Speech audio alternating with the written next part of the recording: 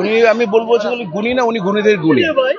মানে উনি গুণীদের গুণী, মানে শ্রদ্ধেয় রাজ্জাক ভাই আমার প্রজন্ম থেকে যদি আমরা ধরি, এই রাজ্জাক সাহেব, আলমগীর সাহেব, প্রবীর মিত্র সাহেব, এর মধ্যে সবাই যদি একত্রে করি, উজ্জ্বল ভাই, তাহলে বলবো যে মানে ওনাদের স্কুলিং এ কিন্তু আমরা আজ পর্যন্ত আমাদেরকে দেখতেছি, তাদের টোটাল স্কুলিংটা আমরা পেয়েছি।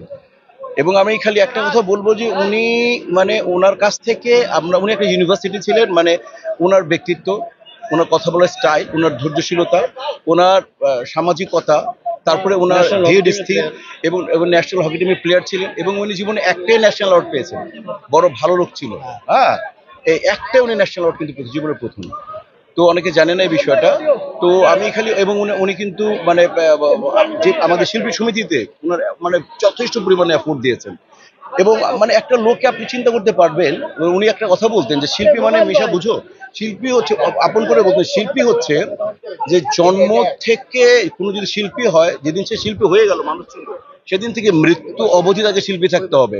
ক্যারিয়ারে খালি শিল্পী থাকলে হবে না, একটা যে শিল্পী হবে, যে আর্টিস্ট হবে, তাকে মৃত্যু অবধি। এই প্রবীর মিত্র প্রমাণ করে দিয়ে গেলেন যে উনি মানে পরিপূর্ণ একজন শিল্পী।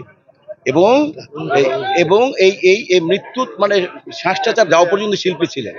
এটা এটা অনেকে মেনটেন করি না আমরা, যখন আমরা ক্যারিয়ারে থাকি সব ভুলে যাই অনেক কিছু, কিন্তু না, উনি প্রমাণ করে গেছেন উনি পরিপূর্ণ একজন শিল্পী। তার সুনিয়ন্ত্রিত লাইফ আমাদেরকে অনেক বেশি মনে ইন্সপায়ার করে যে দাদাকে মতো কথা বলি, দাদার মতো চলি।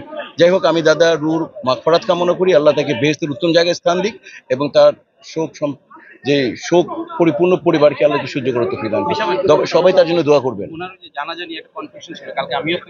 হ্যাঁ হ্যাঁ হ্যাঁ হ্যাঁ, না উনি তো উনি বিয়ে মানে বিবাহ বন্ধনে আবদ্ধ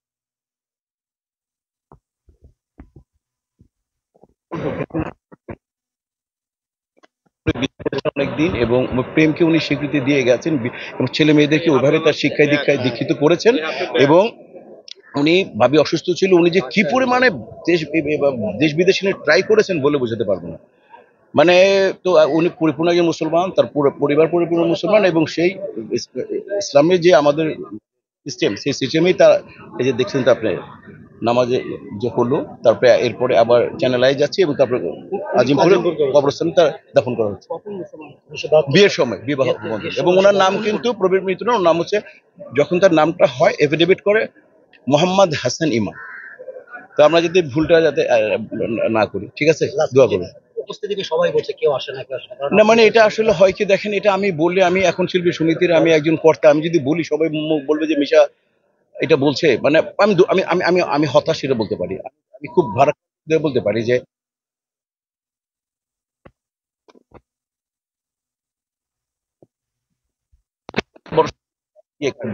দিস ইজ প্রবীণ মিত্র। উনি উনি হাঁটতেন, মাটি চুপ থাকতেছে যাতে মাটির ব্যথা না পায়, এইভাবে উনি আস্তে আস্তে হাঁটতেন। উনি কথা বলতেন মানুষকে, যাতে একটা মানুষ ডিস্টার্ব না হয়, উনি আস্তে করে কথা বলতেন যাতে কোনো, এবং আপনার সাথে কথা বলতে পারি। মানে আমি কি বলবো, ইঞ্জিনিয়ার, আমি ওনাকে ডিরেক্ট ইউনিভার্সিটি বলি। হ্যাঁ, উনি শ্রদ্ধেয় মানে লেজেন্ডারি নবাব তো হচ্ছেন আনোয়ার হোসেন, তারপরে উনি উস্তাদ ডাকতেন, গুরু বলতেন আনোয়ার হোসেন সাহেবকে। তার শিষ্য হিসেবে উনিও নবাবকে মানে আর কি বলবো যেন প্রবাহমান করে গেছেন। প্রযোজক হচ্ছে এই যে এই ভাইগুলো দাঁড়ানো, ওরা কিন্তু প্রদীপ বাবু, বাবা তো ও প্রডিউসার, কিন্তু ছবির এটি উনি করেছেন প্রডিউসার। তো আমরা দোয়া চাই, দোয়া।